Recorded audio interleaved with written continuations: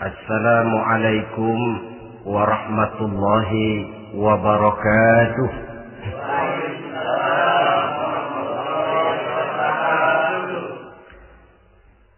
Alhamdulillahi rabbil alamin.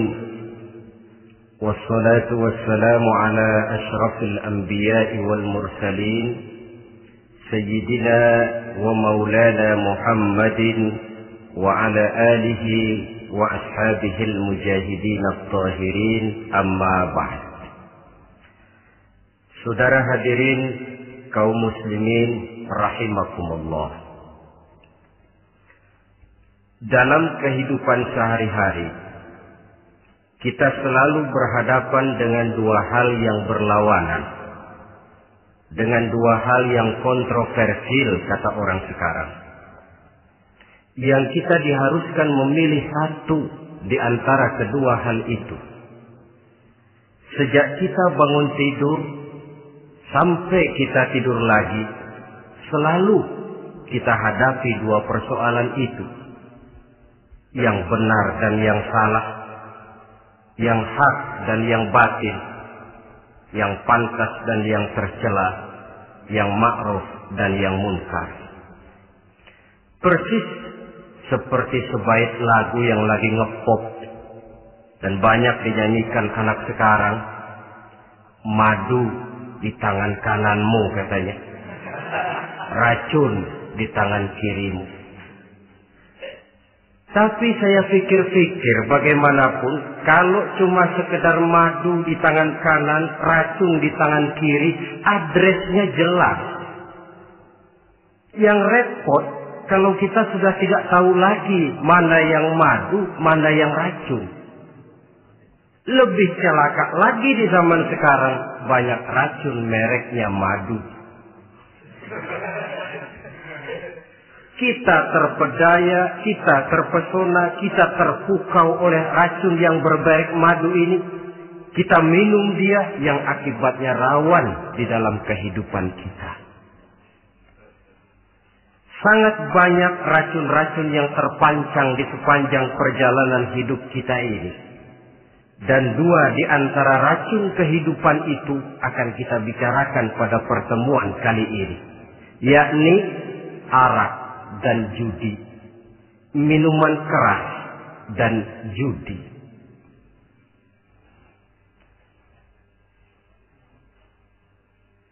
Sebagai yang kita maklum bahwa Islam bertujuan memelihara kemuliaan manusia yang diciptakan fi ahsani taqwim, dalam bentuk yang paling sempurna.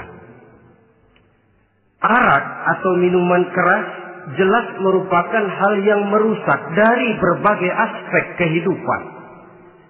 Entah kesehatan tubuh, entah pertumbuhan akal, ketentraman rumah tangga, ketentraman masyarakat, bangsa dan negara. Cobalah sejenak kita adakan penyelidikan. Kalau masuk kita ke dalam penjara, melihat sel-sel di sana, berapa banyak yang mendekam di sel karena urusan minuman keras. Masuk kita ke rumah sakit, berapa banyak yang dirawat akibat minuman keras, akibat stres yang dialaminya. Berapa banyak rumah tangga berantakan, berapa banyak pembunuhan terjadi, pemerkosaan terjadi akibat daripada minuman keras ini. Yang paling ironi kalau dia sudah menyerang anak-anak muda kita. Padahal kita tahu remaja, pemuda adalah bentuk miniatur daripada kehidupan suatu bangsa. Akan bagaimana warna Indonesia 20, 30, 40 tahun yang akan datang, remaja dan pemuda kita jawabannya. Bahkan dari segi agama pun, akan bagaimana warna Islam di Indonesia 20, 30 tahun yang akan datang, remaja itu pula jawabannya. Karena itu, tidak terlalu berlebihan kalau saya berkata bahwa untuk menghancurkan Islam di Indonesia ini, tidak perlu menghancurkan pondok pesantren, tidak perlu menutup masjid, melarang pengajian, menyegel musola, tidak perlu. Untuk menghancurkan Islam di Indonesia, cukup dengan meracuni remaja, pemuda-pemudi Islam di Indonesia. Kalau mereka sudah diracuni, dijauhkan dari agamanya, masalahnya tinggal menunggu pergantian generasi. Maka yang jadi pilot proyek jelas remaja, pemuda, termasuk dengan menanamkan pengaruh minuman keras. Ditanamkan ke tengah remaja kita ini untuk jauh dari tuntunan agama. Hei pemuda-pemuda Islam, kalau kau mau jadi pemuda modern, jangan dekat-dekat ke masjid. Masjid khusus 60 tahun ke atas. Sepertinya di depan masjid itu ada papan pengumuman masjid khusus 60 tahun ke atas. Baca Quran kolot. Seiring dengan itu lalu modernisasi diartikan dengan westernisasi. Kau tidak akan bisa jadi pemuda modern sebelum semua yang datang dari barat kau telan mentah-mentah. Kau harus bisa bergaul seperti orang barat, berumah tangga macam orang barat, makan minum seperti orang barat. Kalau nyanyi lagu barat yang orang lain gak ngerti, kamu juga gak tahu.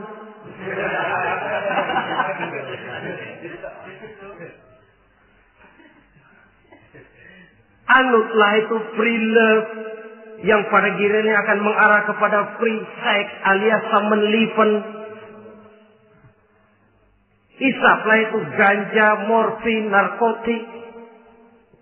Jikalau sudah terlena kita dengan itu, maka kehancuran suatu bangsa sesungguhnya sudah dimulai. Penyakit minuman keras ini bukan cuma penyakit zaman ini. Masyarakat yang dihadapi oleh Rasulullah Sallallahu Alaihi Wasallam 14 abad yang lalu juga masyarakat yang kemaruk dengan minuman keras. Arab jahiliyah kalau sudah minum arak mabuk, tidak cuma minum, dia mandi pakai arak. Sistem pendidikan yang disampaikan Islam bijaksana. Mula-mula diberikan gambaran bahwa arak itu walaupun ada manfaatnya tapi ada bahayanya, dan bahayanya jauh lebih besar daripada manfaatnya. Tahap kedua diberikan pesan jangan mendekati sholat dalam keadaan mabuk. Padahal sholat 1 hari 1 malam 5 kali artinya makin jauh saja dia dari arak itu. Pada saat kondisi iman sudah memungkinkan barulah turun vonis bahwa arak itu najis, perbuatan setan, jauhi. Yang ironi yang saya katakan tadi, racun mereknya madu. Kadang-kadang kita dibuai dengan iklan yang tidak mendidik. Saya pernah lihat ada iklan misalnya, Anda ingin modern, majulah bersama minuman ini. Atau minuman ini lambang pergaulan dunia yang maju. Modern diukur dari minuman. Yang jadi korban akhirnya remaja dan pemuda-pemudi kita. Saya teringat satu analisa dari Rasulullah Sallallahu Alaihi Wasallam. Beliau bersabda, Inna min asratis sa'ah. Sesungguhnya di antara tanda-tanda kiamat. Apa kiamat itu? Dalam arti yang umum, kiamat itu saat di mana alam ini hancur, bumi gempa, air laut tumpah ke darat, gunung meletus, planet-planet bertabrakan, lalu semua yang bernama hidup mati. Itu kiamat beneran. Saya nggak mau cerita kiamat beneran, sebab saya sendiri nggak kepengen ngalamin. Yang sering kita ngalami ini kiamat kecil-kecilan, kiamat mini. Apa kiamat mini itu? Hancurnya sendi-sendi kehidupan sosial. Maksiat merajalela, munkarat menjadi-jadi. Yang ma'ruf dianggap munkar, yang munkar malah menjadi ma'ruf. Yang salah disanjung-sanjung, yang benar dicaci maki. Tuntunan dianggap tontonan, tontonan malah jadi tuntunan. Kan kiamat kalau sudah begitu. Penjungkiran nilai. Kenapa hal semacam ini bisa terjadi? Penyebabnya kata Nabi, pertama ayyurfa'al ilmu. Ilmu diangkat oleh Allah. Bagaimana cara Allah mengangkat ilmu dan apa maksudnya itu? Allah mengangkat ilmu itu, saudara, caranya pertama dengan mewafatkan ulama. Makin banyak ulama wafat, makin banyak ilmu ditarik. Yang kedua, kurangnya minat orang untuk belajar agama. Kalau sudah klop macam itu, artinya agama sudah disudutkan ke pojok-pojok kehidupan. Agama cuma sekedar tinggal dekorasi. Agama cuma seminar, cuma kongres, cuma muktamar. Tapi bahwa agama merupakan realita dalam kehidupan, itu tidak pernah terwujud. Kalau ulama sudah tiada, minat orang belajar agama berkurang, maka ajaran Allah tidak lagi didengungkan orang. Dikala itu, wa yuzharul jahlu, akan muncullah kebodohan. Nampak kebodohan di mana-mana. Muncul permissive society, masyarakat yang merasa boleh hidup dengan kaidah serba boleh. Tidak ada halal, tidak ada haram. Tidak ada hak, tidak ada batil. Semuanya serba boleh. Kalau sudah begitu kondisi masyarakat, terjadilah apa yang dianalisa oleh Nabi. Dikala itu, wayabsu zina. Zina dikerjakan berterang-terangan. Orang sudah tidak punya malu.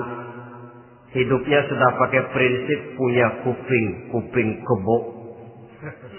Punya muka tembok. Punya kulit badak. Kalau juga dikasih tahu, malu dong kau tinggal serumah belum nikah. Malu sama siapa? Masyarakat. Allah, masyarakat cuek aja.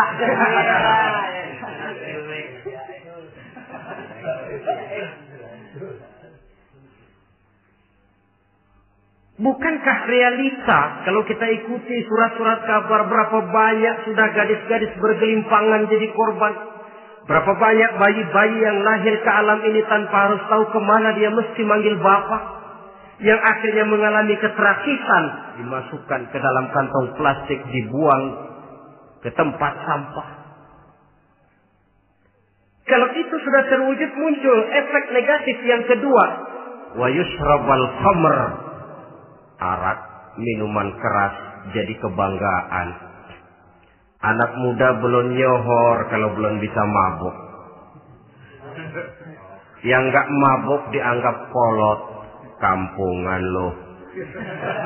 Bikin malu baru kena segelas aja udah miring. Cengeng. Temen kita hebat sampai nyungsep di got. Yang nyungsep hebat. Ya, kalau cuma yang hancur kehidupan pribadi. Tapi kalau sudah menyangkut masa depan, yang berarti masa depan suatu generasi adalah merupakan masa depan daripada suatu bangsa. Begitu kerasnya Islam ini melarang minuman keras. Sampai bukan cuma sekedar meminumnya saja yang diharamkan, tetapi juga dilarang mengimportnya, memproduksinya, membuka warung yang menjual minuman keras atau bekerja di tempat penjualan minuman keras. Ada juga yang nyerempet-nyerempet, Pak, kalau sedikit kan nggak apa-apa, nggak mabuk ini. Nah, saya ingatkan hadis Nabi diriwayatkan oleh Imam Ahmad, Abu Daud dan Tirmidzi. Nabi bersabda, "Ma askara katsiruhu faqaliluhu haramun." Apa yang banyaknya menyebabkan mabuk, sedikitnya pun tetap haram hukumnya. Memang barangkali mungkin ada manfaatnya, tetapi bahayanya jelas lebih besar ketimbang manfaat yang bisa timbul daripada jenis minuman keras itu sendiri. Dalam hadis lain Nabi pesankan, "Man kana yu'minu billahi wal yaumil akhir fala yaq'udu ala ma'idatin taduru 'alaiha al-khamru. Siapa yang beriman kepada Allah dan beriman kepada hari akhirat, jangan dia duduk di dalam satu pertemuan yang di dalam pertemuan itu diedarkan minuman keras. Masuk ke dalam lingkungan macam itu saja tidak diperkenankan. Kenapa? Asyariku fi syarri syarrun. Bersekutu dengan kejahatan, jahat juga hukumnya. Semalam kamu mabuk ya? Enggak, temen. Saya cuma ngebeliin aja kok. Apalagi ngebeliin.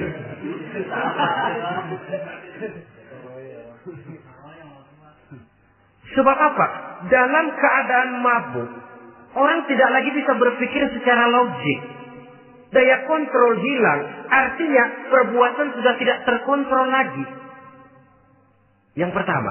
Yang kedua, IQ tidak akan tumbuh dan berkembang secara normal seperti yang kita harapkan. Yang ketiga, harga diri akan runtuh hancur di tengah masyarakat. Bayangkan kalau tengah malam kita digotong orang diantar ke rumah kita. Dengan kondisi macam itu masih punya muka kita untuk tegak di tengah masyarakat.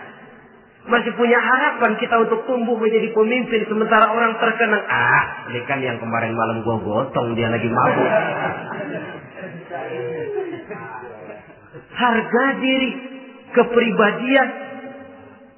Jangan lupa saudara, kita hidup di tengah masyarakat.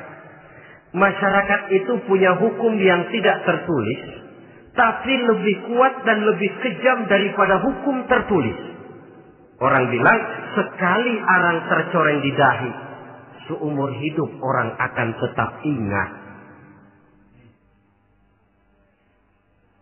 Makanya Rasulullah dalam hadis memberikan tamsil untuk adik-adik remaja muslim ini, masalul mu'min kamasalin nahli. Perumpamaan orang yang beriman itu persis seperti tawon. Mentalitas orang mukmin persis tawon. Apa mentalitas tawon? Kalau kita ngaji bab tawon, kita renungi apa keistimewaan tawon. Saya lihat-lihat, ternyata tawon itu punya 4 keistimewaan. Pertama, tawon itu yang dihisap selalu saripati bunga. Bagus makanannya. Belum pernah tawon keliru makan. Saya belum pernah dengar kok ada tawon makan tahu.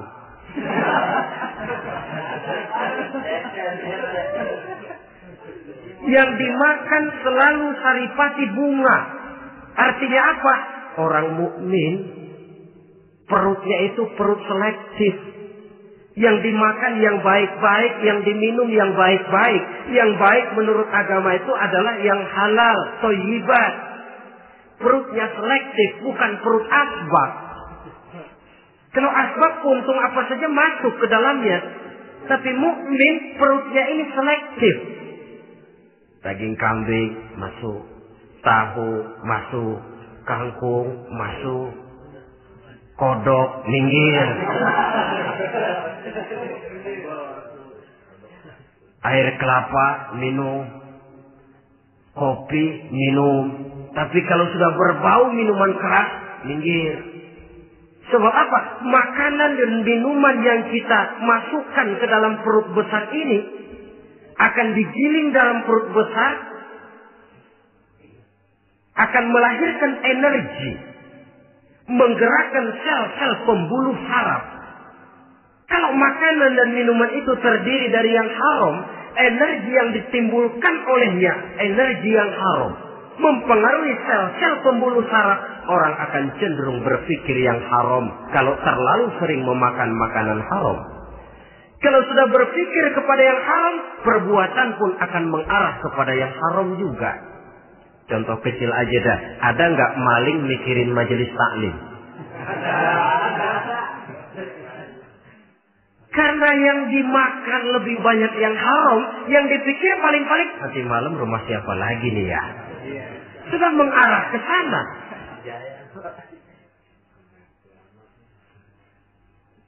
Saripati bunga yang dimakan tawon itu. Lalu tawon yang kedua saya lihat yang dikeluarkan selalu madu. Artinya apa orang mukmin itu?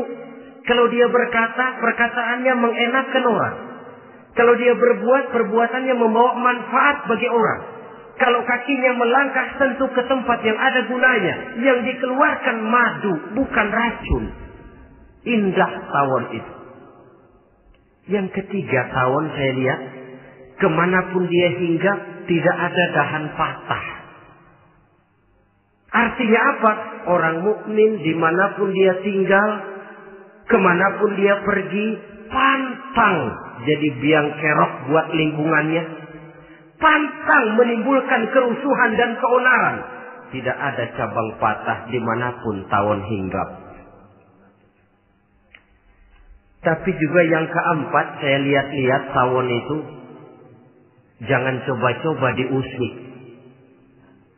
Satu kali dia diusik, kemana orang lari? Nyilem masih ditungguin. Tawon.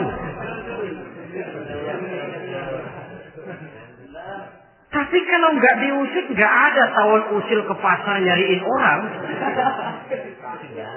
Ketika dia diusik, inilah saatnya saya harus mempertahankan kehormatan diri saya. Dia pun bangkit. Artinya apa? Orang mukmin tidak boleh nyari-nyari musuh. Tapi ketemu musuh tidak boleh lari. Musuh jangan dicari. Bertemu pun jangan lari. Mentalitas orang mukmin seperti tawon. Yang dimakan baik. Yang dikeluarkan baik. Kemana dia tinggal tidak menimbulkan keonaran buat masyarakat. Tapi juga sanggup menjaga dan mempertahankan kehormatan dirinya. Kalau konteksnya dengan masalah yang sedang kita bicarakan, minuman keras. Saya katakan tadi, kita kadang-kadang salah pilih. Tertipu oleh racun yang bermerek madu. Ada minuman empuk, nyari yang keras. Salah pilih. Ketahuan orang bikin pel buat anjing. Manusia yang nelen. Akhirnya miring kayak anjing. Saudara, mari kita renungi An-Nisa ayat 140.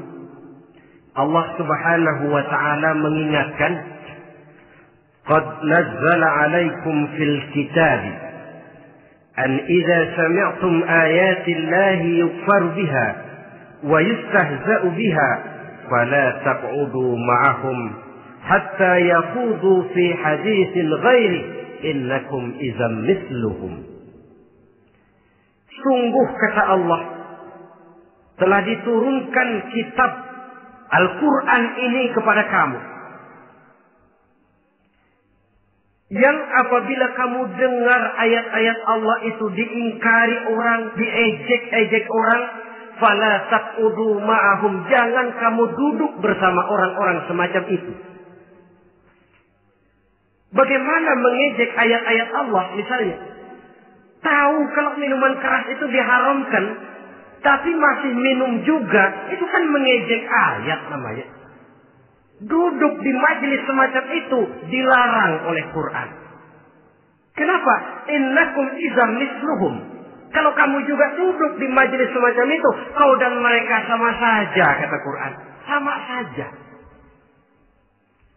Tahu kalau minuman yang memabukkan itu diharamkan agama, tapi minumnya juga mengejek ayat Allah. Duduk di tengah kelompok mereka berarti ikut mengejek ayat Allah. Dekat saja pun jangan, entahlah lagi sampai meminumnya. Maaf, bukankah Allah menurunkan Al-Quran kepada manusia, kata Imam Al-Ghazali, persis, maaflah, seperti gubernur berkirim surat kepada Pak Lurah. Dalam suratnya Pak Gubernur bilang, Pak Lurah, tolong carikan tanah di daerah Kebayoran untuk sekolah 6.000 meter. Pak Lurah dapat surat dari Pak Gubernur, bangga bukan main. Itu surat sore, pagi, siang, malam dibaca. Ditaruh di tempat yang tinggi. Diberikan minyak wangi, mau diambil, dicium dulu. Dibawa dengan penuh hormat dan hati-hati. Tapi tanah yang dipesan Pak Gubernur tidak dicari-cariin. Penghargaan macam apa ini? Nanti Gubernur cek, Pak Lurah, siapa? Sudah terima surat saya? Sudah Pak, sudah. Bagus. Lalu bagaimana? Aduh Pak, surat Bapak sore pagi siang malam saya baca. Bagus. Apalagi Lurah? Surat Bapak saya taruh di tempat yang tinggi Pak.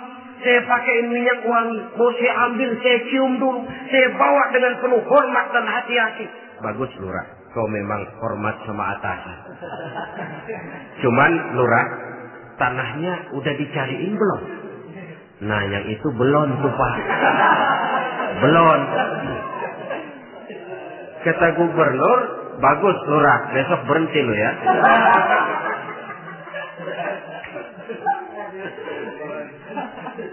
Membacanya memang penting. Al-muta'abbad bitilawatihi. Beribadah dari sebab membacanya. Tapi setelah kita baca, kita tahu isinya.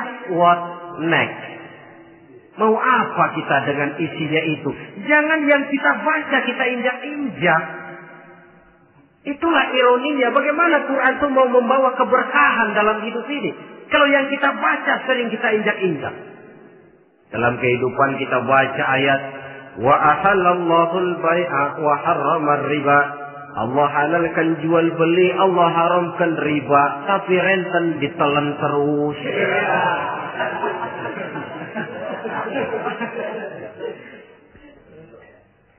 Kita baca ayat wa'tasimu bihablillahi jami'an wa la tafarraqu. Berpegang teguhlah kamu kepada tali Allah, jangan bercerai-berai. Tapi sesama muslim pelotot-pelototan jalan terus.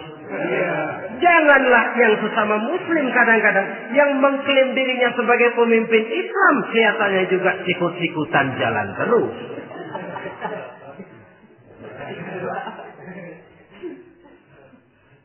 Sehingga tidak heran kalau orang bilang di bawah ngamalin ayat kursi sudah sampai di atas ayat hilang, tinggal kursi saja yang diamalin.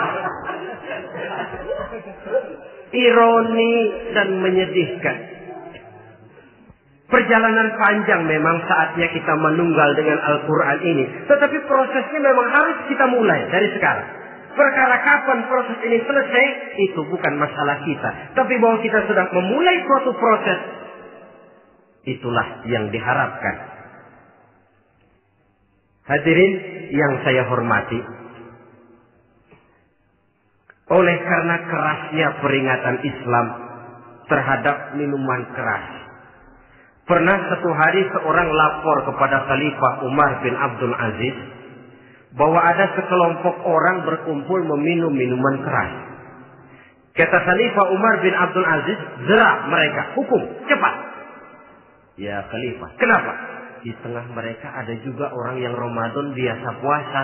Begitu, iya, yang biasa puasa duluan hukum. Kenapa? Mengerti memang lebih besar resikonya daripada tidak mengerti.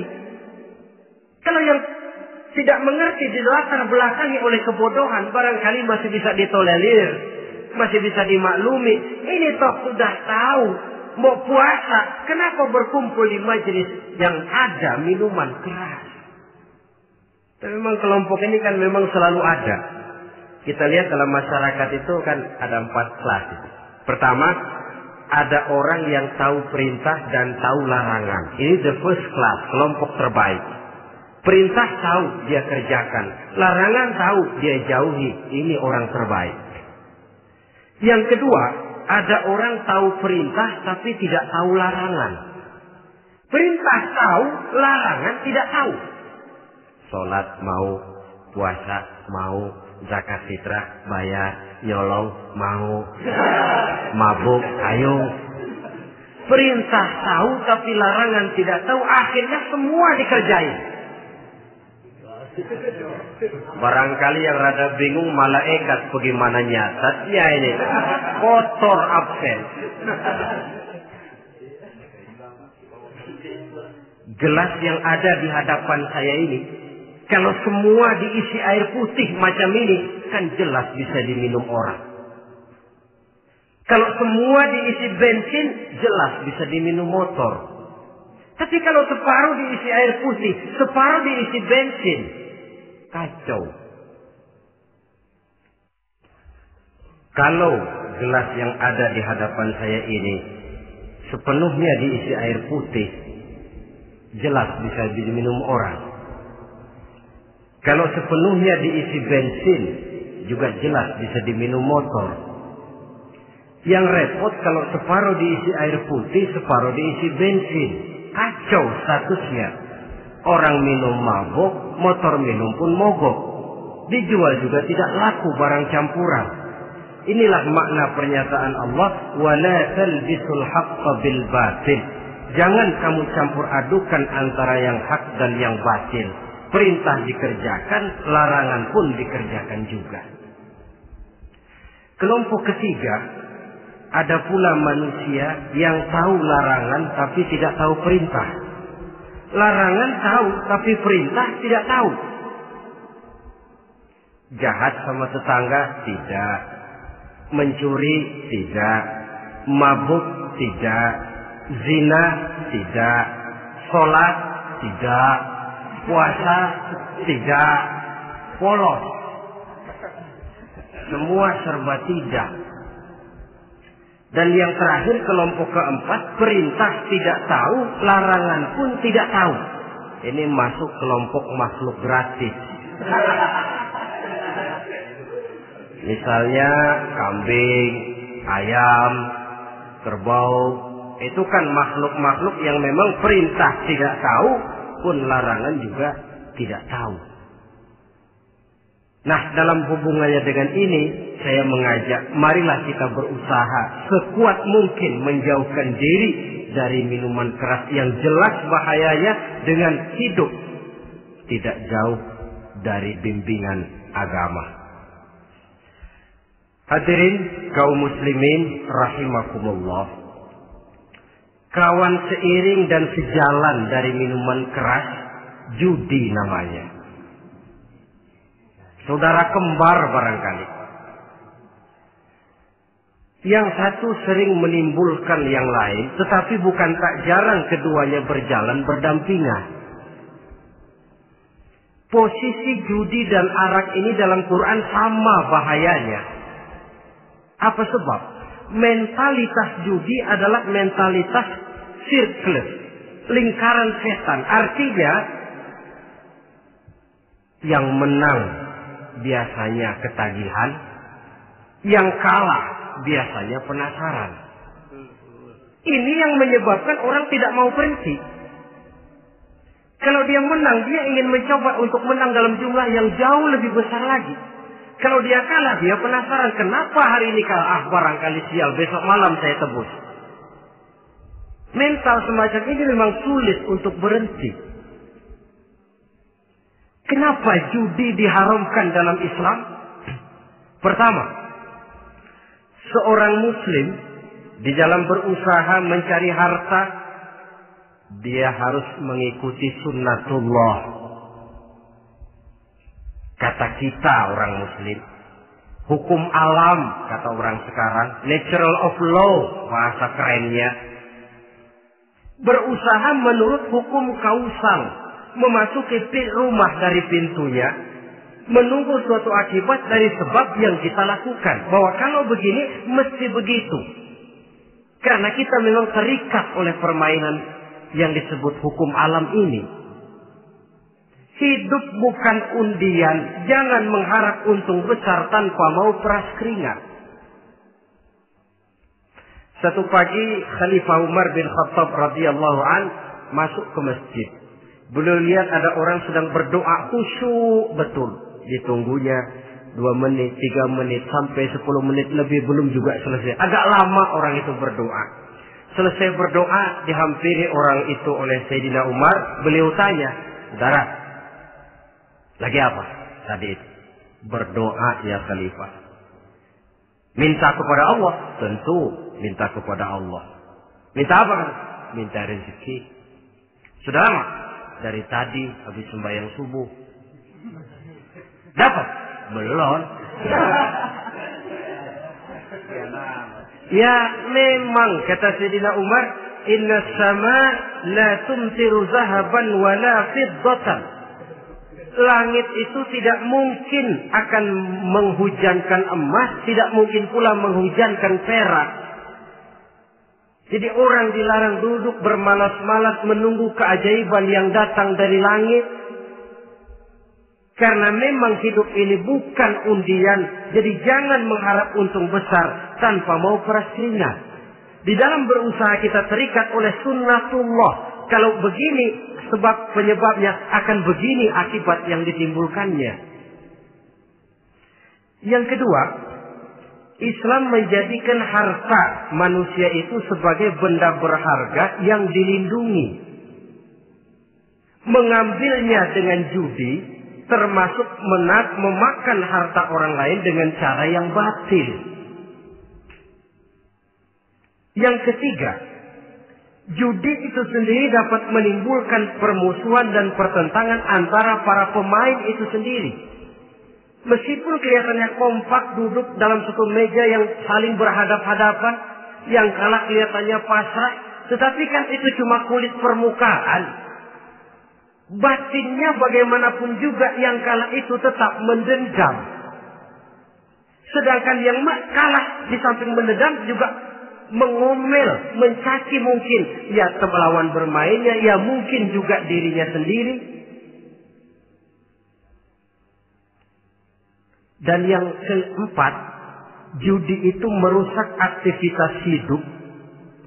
Membuat orang membuang waktu dengan tidak terasa, dan yang pada gilirannya merupakan orang kepada tanggung jawab.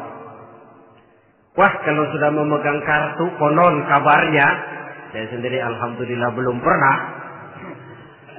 lupalah orang anak, lupalah orang kepada istri, lupalah orang kepada tanggung jawab. Waktu pun berlalu tanpa terasa.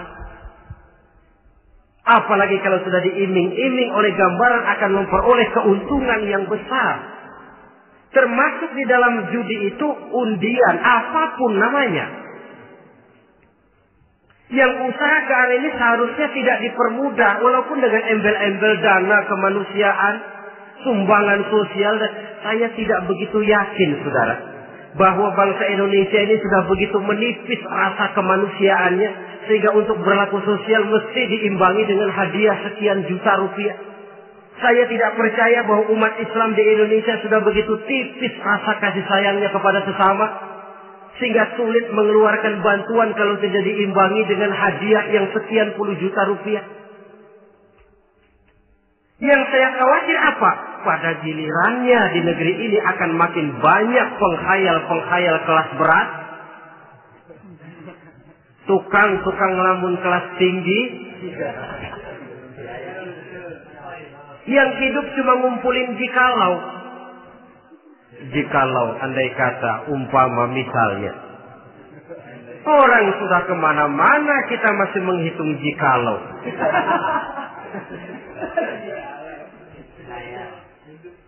Orang boleh saja mengharap burung terbang tinggi, tapi punai di tangan jangan dulu dilepas. Artinya, idealisme silahkan terbang setinggi langit, tapi kaki harus tetap berpijak di alam realita. Bahwa memang lebih baik makan singkong dalam kenyataan daripada makan roti tapi ngimpi.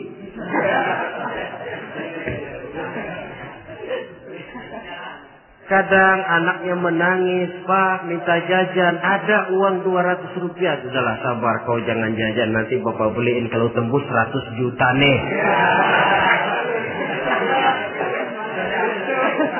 Akhirnya yang 100 juta tidak, anak pun kelaparan. Bukankah akan jadi masalah bagi semuanya? Belum lagi rasa sayang kepada harta yang sudah dia miliki. Entah itu tanah, rumah, kendaraan. Kalau sudah kadangkala di meja judi, hilang rasa sayang kepada benda itu. Ada rumah-rumahnya dilelang, ada kendaraan-kendaraan jadi taruhan. Ada jam tangan pun copot tanpa terasa. Maka berapa banyak rumah tangga berantakan, istri minta cerai, orang jadi nekat merampok, orang jadi nekat mencuri, korupsi kalau dia pejabat. Akibat apa ini? pengaruh yang namanya judi. Saudara kaum muslimin, ma'asyiral muslimin rahimakumullah. Itu sebabnya di dalam surah Al-Maidah ayat 90 Allah menekankan, innamal khamru wal maisir wal ansab wal azlam rijsun min amali syaitan fajtanibuhu la'allakum tuflihun. Sesungguhnya arak, judi, berhala, mengundi nasib itu rijsun. Ya Allah, jarang benar Quran menggunakan kalimat rijsun. Rijsun ini sudah merupakan puncak kekotoran. Bapak moyangnya najis, itu rijsun. Rijsun, kotor. Sudah kotor ditambah pula min amali syaitan, pekerjaan setan. Wajtanibuhu, jauhi. Jangan sampai main, dekat saja tidak boleh, jauhi. La'allakum tuflihun, jikalau kamu mau menjadi orang-orang yang beruntung. Sejarah tidak pernah mencatat ada orang jadi miliuner karena judi. Sejak David Rockefeller sampai Aristotle Onassis, orang-orang kaya top di dunia, mereka kaya bukan karena judi, tapi karena kemauan peras keringat banting tulang, mau memulai sesuatu dari kenyataan yang real di depan mata. Sebab apa? Hidup ini memang perjuangan. Janganlah kita ingin hidup dengan satu prestasi, ingin tetap hidup seperti apa adanya sekarang ini saja, toh kita harus berjuang. Apalagi ingin hidup lebih baik, lebih terhormat, lebih mudah. Hidup perjuangan. Perjuangan berarti pengorbanan. Berani hidup artinya berani berjuang. Berani berjuang maksudnya rela berkorban. Takut berkorban, jangan berjuang. Tidak mau berjuang, berhenti hidup. Itu logika. Dan bagaimanapun saya yakin lebih baik berkorban daripada menjadi korban. Kalau sekarang kita berkorban, peras keringat, banting tulang, berusaha secara sunnatullah untuk menghidupi anak, istri, keluarga, pada satu saat kita tidak akan menjadi korban kebrutalan anak-anak kita sendiri. Kalau mereka dibesarkan dan tumbuh berkembang oleh hasil yang diperoleh dari meja judi. Ayat 91 Al-Maidah ini lebih memperkuat lagi. Kalau itu arak, judi, berhala, mengundi nasib adalah perbuatan setan, sebenarnya setan mau apa sih? Ayat 91 menegaskan, innama yuridu syaitanu ayyuqi'a bainakumul adawata wal baghdha'a fil khamri wal maisir. Yang dimaui setan itu tidak lain supaya dengan arak dan dengan judi timbul rasa permusuhan, sikap memusuhi, saling marah di antara kamu.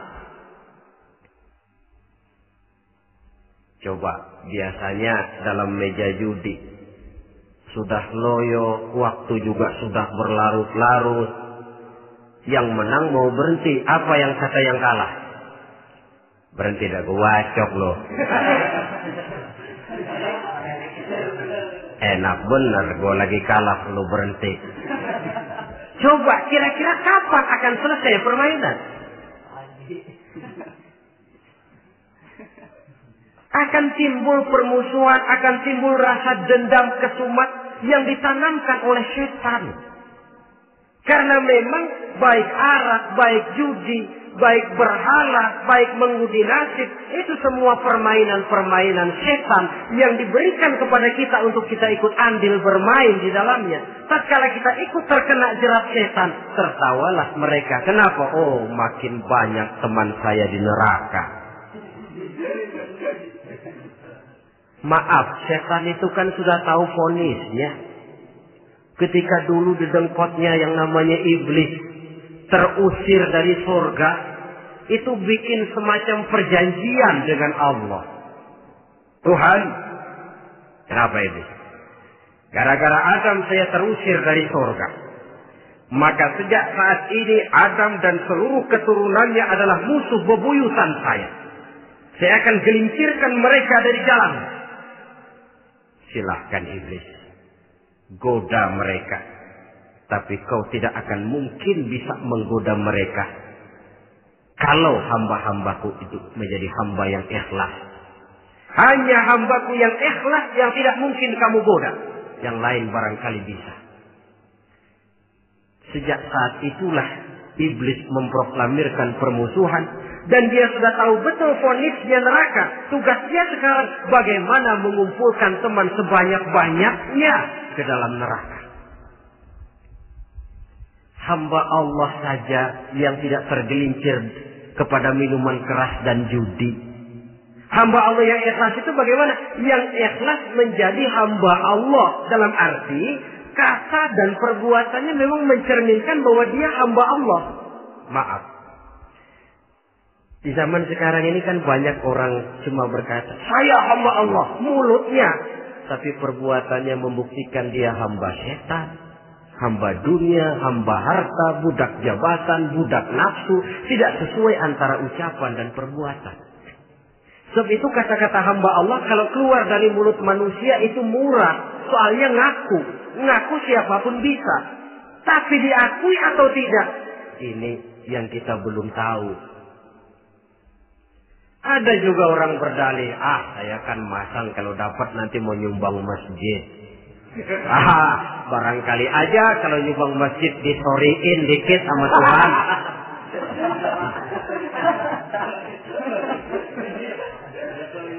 Apa bisa begitu?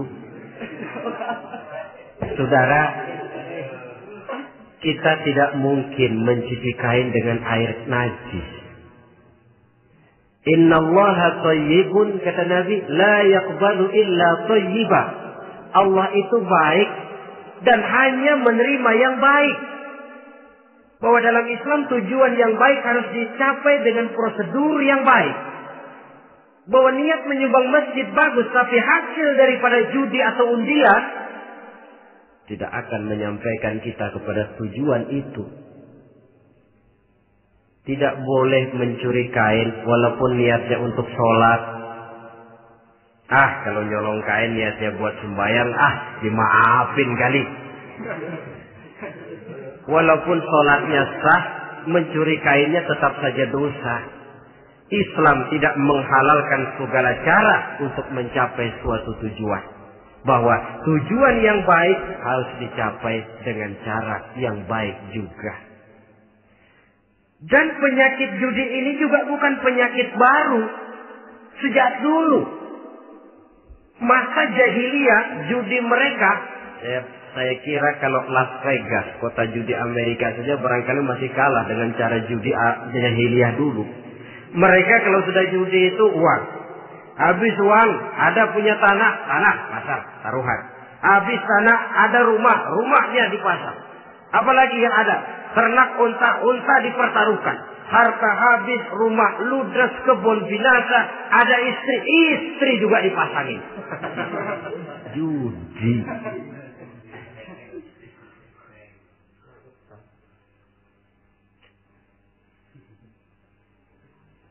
Kita sebagai muslim oleh Al-Quran dijelaskan orang yang mempunyai dua tujuan hidup.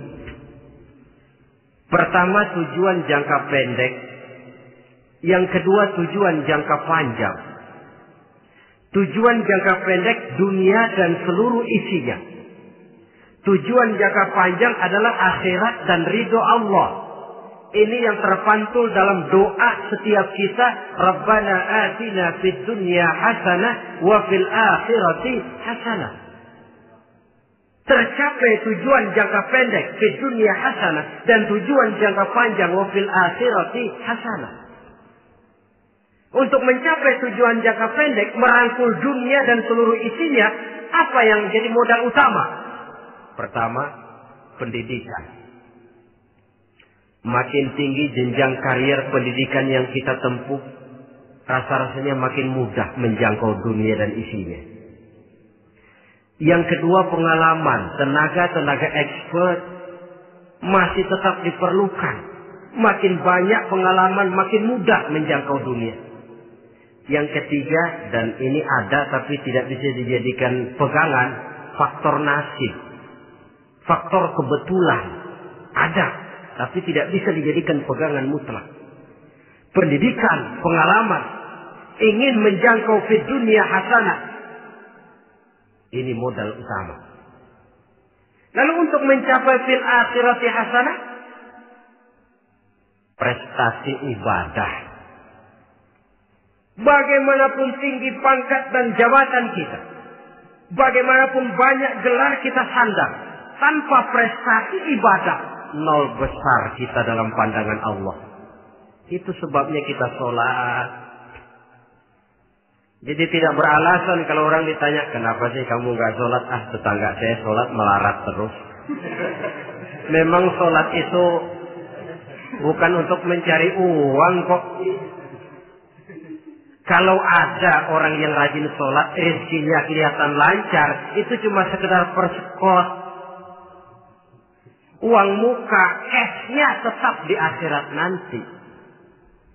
Efeknya apa? Karena kita punya tujuan jangka panjang, mengharap ridho Allah di akhirat. Cara kita mencapai tujuan jangka pendek dibatasi oleh pertanyaan, Allah ridho apa enggak? Kita cari uang, tapi pertanyaan pokok, Allah ridho enggak cara ini? Kita mengejar kedudukan, tapi Allah ridho enggak dengan cara ini? Ini yang menyebabkan kita lantas tidak lalu menghalalkan segala cara. Yang penting tujuan tercapai cara apapun halal. PKI. Kan cuma PKI yang berprinsip asal tujuan tercapai cara apapun halal. Dan kita sudah sepakat PKI dan seluruh ajarannya tidak berhak hidup di bumi Pancasila ini. Cuma jangan sekedar PKI-nya dikutuk tapi ajarannya dipakai.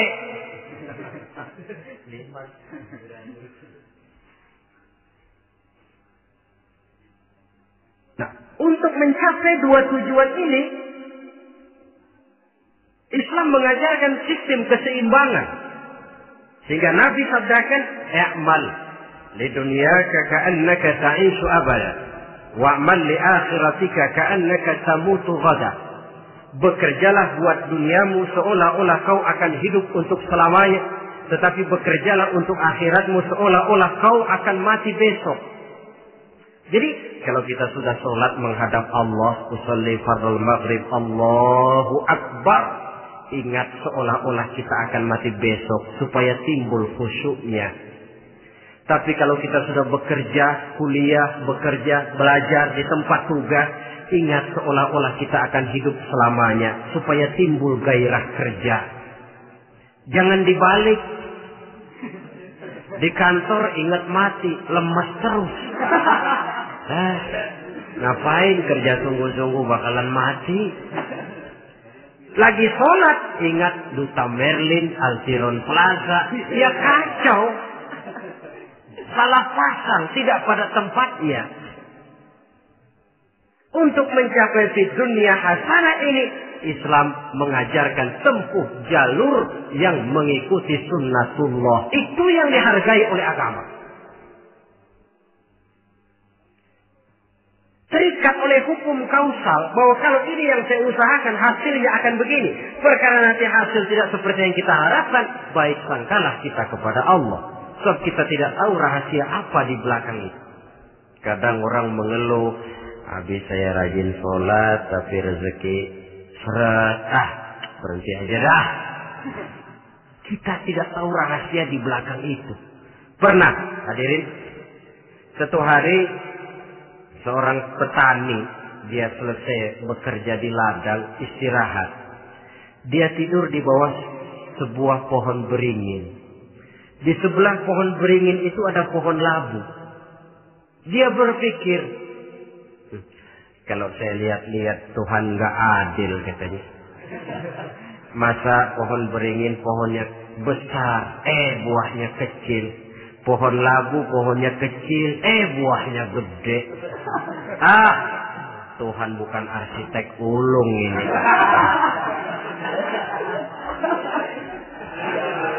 Mestinya supaya enak dilihat beringin yang pohonnya besar buahnya sebesar buah labu. Pohon labu yang pohonnya kecil buahnya kecil saja sebesar buah beringin. Tidak adil Tuhan. Baru dia selesai berpikir Tuhan tidak adil, jatuh sebutir buah beringin tepat menimpa hidungnya. Dia terkejut. Astagfirullahaladzim. Kalau begitu saya sadar katanya, Tuhan benar-benar adil. Coba kalau buah beringin segede buah labu. Waduh, kayak apa muka saya ini?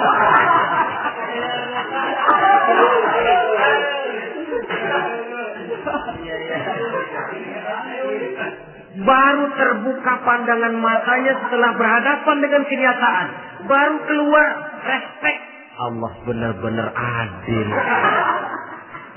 Padahal semenit yang lalu dia masih berkata, Tuhan bukan arsitek ulu.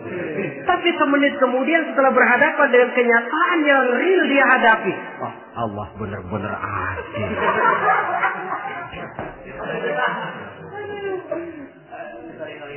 Itulah kehidupan ini.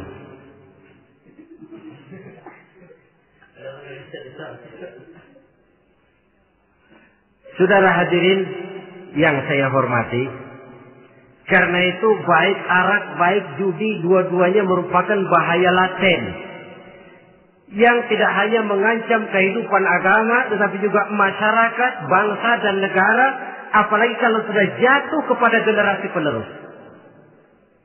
Dan yang bagaimanapun juga saya berpikir sebenarnya remaja, pemuda, pemudi kita cuma korban dari suatu sistem. Sebab ini merupakan tanggung jawab bersama. Ulama, mubalik macam saya paling wewenangnya cuma ngomong. Yang punya SK untuk memberhentikan pabrik minuman keras itu kan Menteri Perindustrian. Tangan-tangan eksekutif. Sehingga kalau Nabi katakan, Man ra'a minkum munkaran falyughayyir biyadihi wa illam yastati' fa bilisanih wa illam yastati' fa biqalbihi. Apabila salah seorang kamu melihat suatu kemunkaran, termasuk minuman keras dan judi di dalamnya, rubah itu. Dengan cara apa? Kalau kau mampu dengan tangan, artinya power, kekuatan. Kalau dengan tangan tidak mampu, ini orang kalau gue pukul gue yang melintir. Umpamanya, fabilisani, dengan lidah ngomong. Mas, saya senang sampean tinggal di sini, kampung kami tambah warga, tapi tolonglah jangan bawa pengaruh yang tidak baik. Kalau ternyata bicara pun tidak berani, fabiqalbi, cukup dalam hati, sekurang-kurangnya tidak ikut membenci kemungkaran dalam hati, itulah kadar iman yang paling lemah. Ini secara umum. Tapi kalau hadis ini kita mau adakan semacam, katakan description of job, bahasa kerennya, kita adakan pembagian tugas. Siapa yang harus merombak kemungkaran dengan power? Penguasa, pemerintah, sebab dia punya aparat. Siapa yang merombak kemungkaran dengan lidah? Ulama, kiai, mubalik, ngomong. Siapa yang hanya merubah kemungkaran dalam hati? Kita umumnya rakyat lemah ini. Yang mau ngomong gak berani, tapi hati pegel. Nah, kalau sudah ada pembagian tugas semacam itu, insya Allah masing-masing akan berjalan pada relnya. Dan pada akhirnya selamatlah kita, bangsa Indonesia, umat Islam pada khususnya, dari bahaya, baik bahaya minuman keras maupun bahaya judi. Menyelamatkan bangsa dan yang lebih lagi menyelamatkan masa depan kita. Sekianlah saudara pertemuan kita pada saat ini. Mudah-mudahan ada manfaatnya. Terima kasih atas segala perhatian. Mohon maaf atas segala kekurangan. Usikum wa nafsi bitaqwallah. Wassalamualaikum warahmatullahi wabarakatuh.